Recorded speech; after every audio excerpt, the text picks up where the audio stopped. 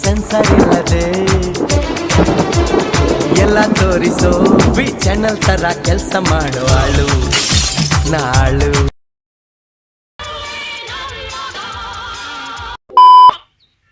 ನಮಸ್ಕಾರ ಭಿಕ್ಷುಕ sir. Hello present to meet. ಅಲ್ಲ, ಆ ಮನೇಲಿ ಭಿಕ್ಷೆ ಬೇಡದ್ರಿ, ಈ ಮನೆ.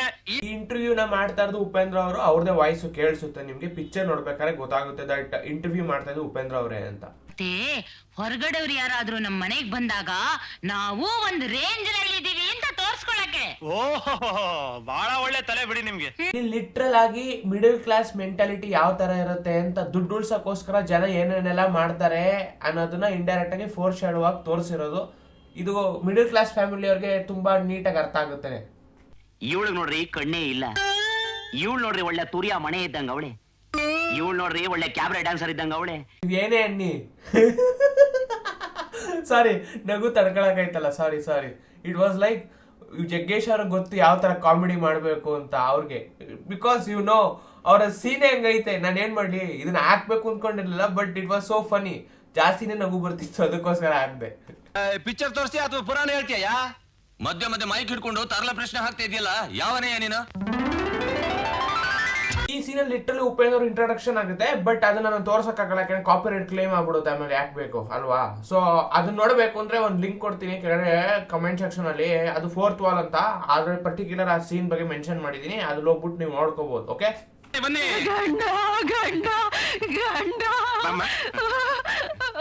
ನಮಸ್ಕಾರ. ಈ ಸೀನ್ ಡೈರೆಕ್ಟ್ ರೆಫರೆನ್ಸ್ ಎಲ್ಲಿ ಬರುತ್ತೆ ಗೊತ್ತಾ? ಇದನ್ನ ಅಜಗಜಾಂತರ ಅಂತ ಒಂದು ಮೂವಿ ಉಪೇಂದ್ರ ಅವರು ಸ್ಟೋರಿ ರೈಟ್ ಮಾಡಿದ್ರು. ಅದ್ರೊಳಗಡೆ ಬರುತ್ತೆ, ನೋಡಿ ಬೇಕಿದ್ರೆ. ಲಿಟ್ರಲ್ ರೆಫರೆನ್ಸ್ ಹೆಂಗೈತೆ ಅಂದ್ರೆ ನೀವು ಎಕ್ಸ್ಪೆಕ್ಟೇಷನ್ಸೇ ಮಾಡಿರಲ್ಲ. ಸೊ ಈ ಕ್ಯಾರೆಕ್ಟರ್ಗೂ ಅಲ್ಲಿಗೂ ಏನೋ ಕನೆಕ್ಷನ್ ಐತೆ. ಅದು ನೀವು ಅಜಗಜಾಂತರ ಅನ್ನೋ ಮೂವಿ ನೋಡಿದ್ರೆ ಗೊತ್ತಾಗುತ್ತೆ. ಕಾಫಿ ಕುಡಿತೀಯಾ? ಕಾಫಿ ಬೇಡ, ಬೋರಮನ್ ಮೀಟ ಕುಡಿತೀನಿ. ಅದು ಬೋರಮ್ಮನ್ ಮಿಠ ಅಲ್ಲಮ್ಮ, ಬೌರ್ ಮಿಠ. ಸೊ ಇದೆಲ್ಲ ನಮ್ಮ ಪೇರೆಂಟ್ಸ್ಗೆಲ್ಲ ಒಂದು ಜೋಕ್ ತರ. ಹಳೆ ಕಾಲದವರು ಅಂದ್ರೆ ಅಷ್ಟೊಂದು ಹಳೆ ಕಾಲದವ್ರಲ್ಲ, ನಮ್ಮ ಪೇರೆಂಟ್ಸ್ ಏಜ್ ಇರೋರು ಬೋರಮನ್ ಮೀಟ ಅಂತ ಒಂದು ಕಾಮಿಡಿ ಟರ್ಮ್ ಕ್ರಿಯೇಟ್ ಆಗಿತ್ತು. ಅದನ್ನೇ ಉಪೇಂದ್ರ ಅವರು ಇಲ್ಲಿ ಫಿಲಮ್ ಅಲ್ಲಿ ಯೂಸ್ ಮಾಡ್ಕೊಂಡವ್ರು. ಅಂದಾಗ ವಿಷಯಕ್ಕೆ ಬರೋಣ. ಮೊನ್ನೆ ನನ್ನ ತಂಗಿ ನೋಡಕ್ ಬಂದಿದ್ರಲ್ಲ, ನಿಮ್ ಮಗನ ಅಭಿಪ್ರಾಯ ಏನು? ಇದು ಕೂಡ ಉಪೇಂದ್ರ ಅವ್ರದೇ ವಾಯ್ಸ್. ಅವರೇ ಈ ಕ್ಯಾರೆಕ್ಟರ್ಗೆ ವಾಯ್ಸ್ ಡಬ್ ಮಾಡಿರೋದು. ಸೊ ಕೇಳಿಸ್ಕೊಂಡ್ರೆ ಕರೆಕ್ಟ್ ಆಗಿ ನಿಮಗೆ ಗೊತ್ತಾಗುತ್ತೆ ದಟ್ ಉಪೇಂದ್ರ ಅವ್ರ ವಾಯ್ಸ್ ಇದು ಅಂತ.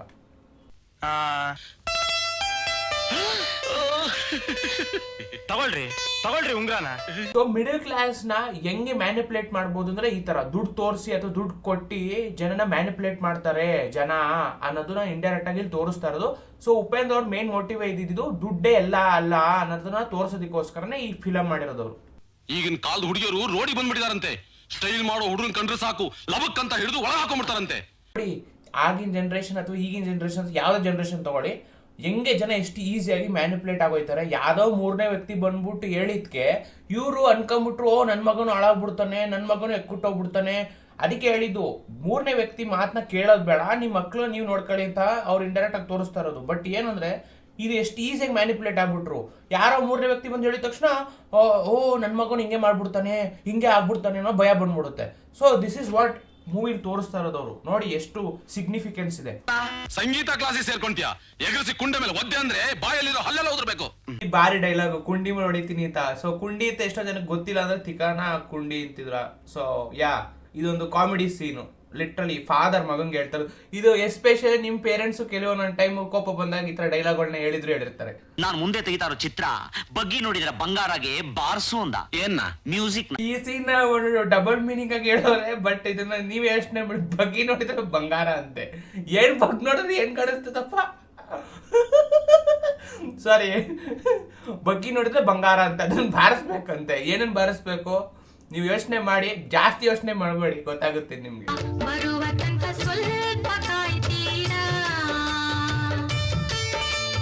ಈ ಸಾಂಗ್ ನ ಡೆಫಿನೆಟ್ ಆಗಿ ನಿಮ್ಗೆ ರೆಕಮೆಂಡ್ ಮಾಡ್ತೀನಿ. ನಾನು ಎಸ್ಪೆಷಲಿ ಸಾಂಗ್ಸ್ ಅಷ್ಟಾಗಿ ಕೇಳಲ್ಲ, ಬಟ್ ಹಾಗಾಗಿ ಈ ಸಾಂಗ್ ನನಗೆ ತುಂಬಾ ಇಷ್ಟ ಆಯ್ತು. So technically this is a very wonderful song. Mixture of lot of songs. ಎಷ್ಟೊಂದು ಸಾಂಗ್ಸ್ಗಳನ್ನ ಮಿಕ್ಸ್ ಮಾಡ್ಬಿಟ್ಟು ಒಂದು ಸಾಂಗ್ ಮಾಡೋರೆ. ಇದು ಭಾರಿ ಆಗೈತೆ. ರೋಸ್ಟಿಂಗ್ ಮಾಡ್ತಾರೆ, ಅದ್ರ ಜೊತೆಗೆ ಎಂಟರ್ಟೈನ್ಮೆಂಟ್ ಆಗಿದೆ, ಒಂಥರ ಎಕ್ಸ್ಪ್ಲನೇಷನ್ ಎಲ್ಲ ಮಿಕ್ಸ್ ಮಾಡ್ಬಿಟ್ಟು ಒಂದು ಸಾಂಗ್ ಮಾಡೋ ಚೆನ್ನಾಗೈತೆ. ಕಾಮಿಡಿಕ್ ಆಗಿ ಕೇಳಿಸ್ಕೊಳ್ಳಿ, ತುಂಬಾ ಚೆನ್ನಾಗಿದೆ. ದೊಡ್ಡ ಡಗಾರು ಡಗಾರು ಹಂಗಂದ್ರೇನಾ? ಹಂಗಂದ್ರೆ ತ್ರಿಪುರ ಸುಂದರಿ ಅಂತ. ಸೊ ಈ ವರ್ಡ್ ಎಲ್ಲಿ ಹುಟ್ಕೋತು ಅಂತ ನಿಮ್ಗೆ ಗೊತ್ತಾಯ್ತಾ? ಇದು ಈ ಪಿಕ್ಚರ್ ಅಲ್ಲಿ ಸ್ಟಾರ್ಟ್ ಆಗಿದ್ದು. ಸೊ ಎಸ್, ಸೊ ಈ ವರ್ಡ್ ನ ಉಪೇಂದ್ರ ಅವರು ತರಲೆ ನನ್ನ ಮಗದಲ್ಲಿ ಫಸ್ಟ್ ಟೈಮ್ ಇಂಟ್ರೊಡ್ಯೂಸ್ ಮಾಡಿದ್ದು. ಸೊ ಅಲ್ಲಿಂದ ಸ್ಪ್ರೆಡ್ ಆಗಕ್ಕೆ ಸ್ಟಾರ್ಟ್ ಆಗಿದ್ದು. ಈಗಲೂ ಎಲ್ಲರೂ ಯೂಸ್ ಮಾಡ್ತಾರೆ ಈ ವರ್ಡ್ ನ. ಎಲ್ಲಿ ಯೂಸ್ ಮಾಡ್ತಾರೆ ನಾನು ಹೇಳಕ್ ಹೋಗಲ್ಲ, ನೀವು ಗೊತ್ತಾಗಿದೆ ಅಂತ ಅನ್ಕೊಂಡಿದೀನಿ. ನಿಂತ ಬ್ಯಾಟಲ್ ಐತೆ ಚೆಂದ ಆಟಾಡಕ್ಕೆ ಐತೆ ಒಳಗಿಸಿದೀನಿ. ಓ, ಇಲ್ಲಿ ಯಾವ ಬ್ಯಾಟ್ ಬಗ್ಗೆ ಮಾತಾಡ್ತಾರಂತ ಗೊತ್ತಾಗ್ತಾರೆ. ಮೇ ಬಿ ಕ್ರಿಕೆಟ್ ಬ್ಯಾಟ್ ಬಗ್ಗೆ ಮಾತಾಡ್ತಾ ಇರ್ಬೇಕು. ಅರ್ಥ ಆದವ್ರಿಗೆ ಅರ್ಥ ಆಯ್ತು ಅಂತ ಅನ್ಕೊಂಡಿದೀನಿ ಅಲ್ವಾ? ಇನ್ಮೇಲೆ ನೀನು ಡಗಾರ್, ನೀನು ಆಂಟಿ.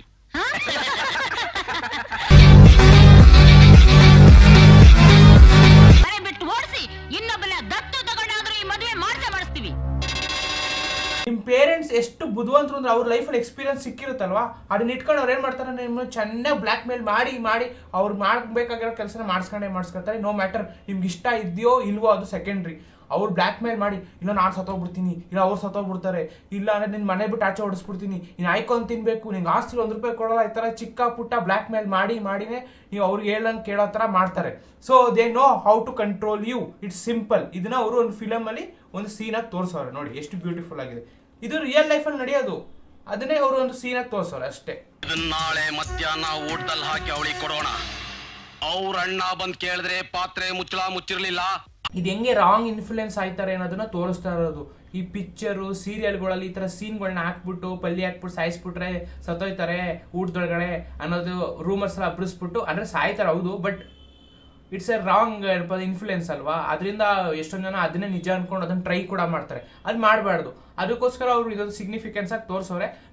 ಇನ್ಮೇಲೆ ನಾನು ನಿಮ್ಮ ಮಕ್ಳಿಗೆ ಪಾಠ ಹೇಳ್ಕೊಡ್ತೀನಿ ಅತ್ತೆ. ಮನೇಲಿ ಸುಮ್ನೆ ಕೂರೋದಕ್ಕಿಂತ ನನಗೂ ಟೈಮ್ ಪಾಸ್ ಆಗುತ್ತೆ, ಹಣನೂ ಸಿಗುತ್ತೆ. ಒಳ್ಳೆ ಕೆಲಸ. ಸೊ ಇಲ್ಲಿ ವುಮೆನ್ಗೆ ರೆಸ್ಪೆಕ್ಟ್ ಕೊಡಬೇಕು ಅಂತ ಇಂಡೈರೆಕ್ಟ್ ಆಗಿ ತೋರಿಸ್ತಾ ಇರೋದು. ಸೊ ಹೀರೋಯಿನ್ ಕೈಯಲ್ಲಿ ಒಂದು ಟ್ಯೂಷನ್ ಕ್ಲಾಸ್ ನಡೆಸ್ತಾ ಇರೋದು ಅನ್ನೋದು ಏನಕ್ಕೆ ಅಂದ್ರೆ, of course women R capable of doing things. ಅವರು ಕೂಡ ಮೆನ್ನಷ್ಟೇ ಪವರ್ಫುಲ್ ಇರ್ತಾರೆ. ಅವ್ರಿಗೂ ರೆಸ್ಪೆಕ್ಟ್ ಕೊಡ್ಬೇಕು. ಯಾವಾಗಲೂ ಮನೆ ಕೆಲಸ ಮಾಡಿಸ್ಕೊಂಡು ಇರಬಾರ್ದು. ಅವರು ಕೂಡ ಟ್ಯಾಲೆಂಟ್ ಇರುತ್ತೆ, ಅದನ್ನ ಯೂಸ್ ಮಾಡ್ಕೊಂಡ್ರೆ ಅದರಿಂದ ಜಾಸ್ತಿ ದುಡ್ಡು ಸಂಪಾದನೆ ಮಾಡ್ಬೋದು. ತಲೆ ಓಡಿಸಿದ್ರೆ you can make more money out of it. Instead ಅವ್ರು ಮನೇಲಿದ್ರೆ ಕಮ್ಮಿ ಸಂಪಾದನೆ ಮಾಡ್ಬೋದು ಕಂಪೇರ್ ಟು ಅವ್ರು ಈಚೆ ಹೋಗ್ಬಿಟ್ಟು ಕೆಲಸ ಮಾಡಿದ್ರೆ ಇನ್ನೂ ಜಾಸ್ತಿ ಸಂಪಾದನೆ ಮಾಡ್ಬೋದು. ಇಂಡೈರೆಕ್ಟ್ ಆಗಿ like something like that. It's ಲೇ, ಇವಳು ಬಹಳ ಛತ್ರಿ ಕಣೆ.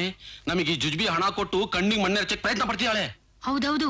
ಮನುಷ್ಯನ್ಗೆ 3 ಹೊತ್ತು ಊಟ, ಒಂದ್ ಇರಕ್ ಮನೆ, ಓಡಾಡಕ್ ಒಂದ್ ಕಾರು, ಮತ್ತೆ ಜೋಬಲ್ ಒಂದ್ ಸ್ವಲ್ಪ ಖರ್ಚು ಮಾಡಕ್ಕೆ, ಅದು ಇದು ತಗೊಳಕ್ಕೆ. ಸೊ ಇದು ಒಂದ್ ಮೇನ್ ಒಂದ್ ಮನುಷ್ಯನ್ ಬೇಕಾಗಿರೋ ಬೇಸಿಕ್ ನೀಡ್ಸ್. ಬಟ್ ಕೆಲವೊಬ್ಬರು ಇರ್ತಾರೆ, 10 ಕಾರ್ ತಗೋತೀನಿ, 20 ಕಾರ್ ತಗೋತೀನಿ, 40 ಬಂಗ್ಲೆ ತಗೋತೀನಿ. ಇದನ್ನ ಅದೇ ಹೇಳ್ತಾರೆ ಅತ್ಯಾಸೆ ಅಂತಾರೆ. ಅದು ಮನುಷ್ಯನಿಗೆ ಇರಬಾರ್ದು ಅಂದ್ರೆ ಸಿಗ್ನಿಫೈ. ಲೇ, 20 ಪೈಸಾ ಕಣೆ.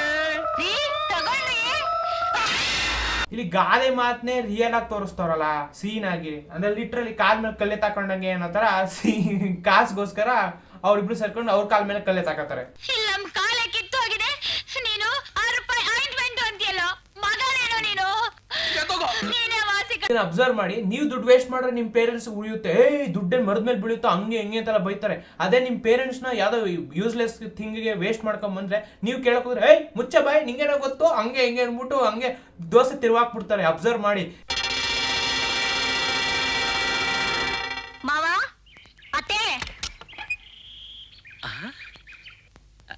ಲಿಟ್ರಲಿ ಈ ಸೀನ್ ಏನ್ ಗೊತ್ತಾ, ಇದೇನ್ ಎಕ್ಸ್ಟ್ರಾರ್ಡಿನರಿ ಸೀನ್ ಏನಲ್ಲ, ಬಟ್ ಆದ್ರೂ ಏನ್ ಗೊತ್ತಾ, POV ಶಾರ್ಟ್ ಅಂತಾರೆ ಇದನ್ನ, ಪಾಯಿಂಟ್ ಆಫ್ ವ್ಯೂ ಅಂತ. ಸೊ ಕ್ಯಾಮ್ರಾ ಆಂಗಲ್ ಅಂದ್ರೆ ನಿಮ್ ಕಣ್ಣೇ ಕ್ಯಾಮ್ರಾ ತರ ಟ್ರಾವೆಲ್ ಮಾಡೋ ತರ ಇದೊಂದು ಶಾರ್ಟ್ ಇದೆ.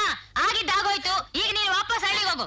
ಪಾಪ ಒಂಟಿ ಹೆಣ್ಣು ಎಲ್ಲಿ ಹೋಗ್ತಾಳೆ? ಬೇಕಾದ್ರೆ ಒಂದು ಊಟ ಹಾಕು, ನಮ್ಮನೇಲಿ ಏನಾದ್ರು ಕೆಲಸ ಮಾಡ್ಕೊಂಡ್ ಬಿದ್ದಿರ್ತಾಳೆ. ಇದು ಎಸ್ಪೆಷಲಿ ಸೈಕಾಲಜಿ ಸ್ಟೂಡೆಂಟ್ಸ್ ತುಂಬಾ ಅರ್ಥ ಆಗುತ್ತೆ ಅನ್ಕೊಂಡಿದ್ವಿ. ಈ scene literal reverse psychology use ಮಾಡೋರೆ. ಯಾವ್ದನ್ನ ಮಾಡಿ ಅಂತ ಹೇಳ್ತೀವಿ ಅದು ಮಾಡಲ್ಲ, ಯಾವ್ದು ಮಾಡಬೇಡಿ ಅಂತ ಹೇಳ್ತೀವಿ ಅದನ್ನ ಮಾಡ್ತಾರೆ.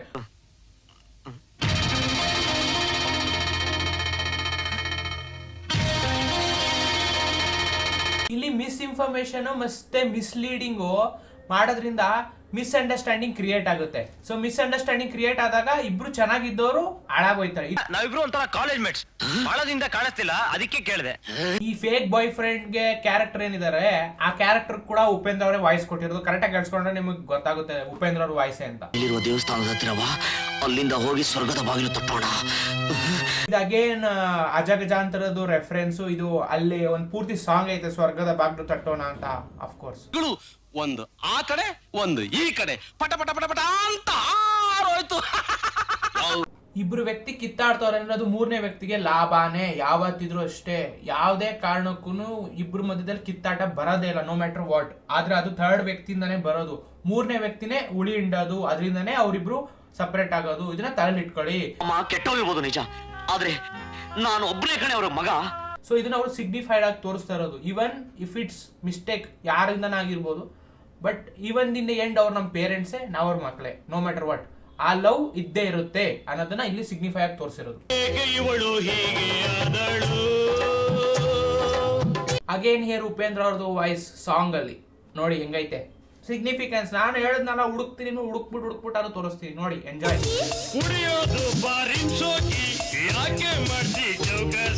ಅಗೇನ್ ಹಿಯರ್ ಉಪೇಂದ್ರ ಅವ್ರದ್ದು ವಾಯ್ಸ್ ಸಾಂಗ್ ಅಲ್ಲಿ ನೋಡಿ ಹೆಂಗೈತೆ ಸಿಗ್ನಿಫಿಕೆನ್ಸ್. ನಾನು ಹೇಳದ್ನಲ್ಲ, ಹುಡುಕ್ತೀನಿ, ಹುಡುಕ್ಬಿಟ್ಟು ಅದು ತೋರಿಸ್ತೀನಿ ನೋಡಿ, ಎಂಜಾಯ್. ಆ ಕರಾಳ ರಾತ್ರಿಯಲ್ಲಿ ಕಣ್ಣು ಕಾಣ್ದೆ ಈ ಕೆಲಸ ಮಾಡ್ಬಿಟ್ಟೆ.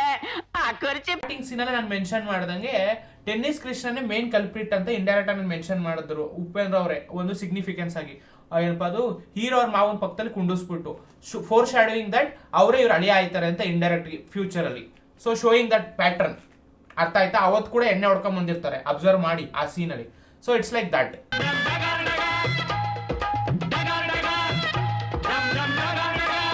ಇನ್ ದಿ ಎಂಡ್ ಈ ಪಿಕ್ಚರ್ ಇಂದ ನಮ್ಗೆ ಏನ್ ಅರ್ಥ ಆಯ್ತು?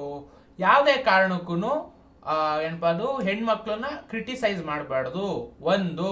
ಇನ್ನೊಂದೇನು ಅಂದ್ರೆ ಮಿಸ್ಲೀಡ್ ಆಗಬಾರ್ದು. ಎರಡನೇದು, ಯಾವಾಗಲೂ ಪೇರೆಂಟ್ಸು ತಪ್ಪು ಅಥವಾ ಮಕ್ಕಳು ತಪ್ಪು ಅಂತ ಬ್ಲೇಮ್ ಮಾಡಬಾರ್ದು.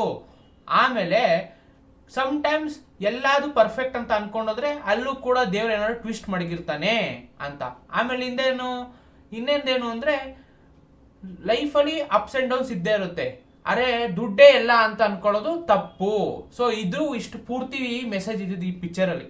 ಸೊ ಇದನ್ನ ನೀವು ಅರ್ಥ ಮಾಡ್ಕೊಂಡ್ರೆ ಲೈಫಲ್ಲಿ ಕೂಡ ಒಂಚೂರು ಇಂಪ್ರೂವ್ಮೆಂಟ್ ಬರಬಹುದು ಅಂತ ನಾನು ಅನ್ಕೊಂಡಿದ್ದೀನಿ.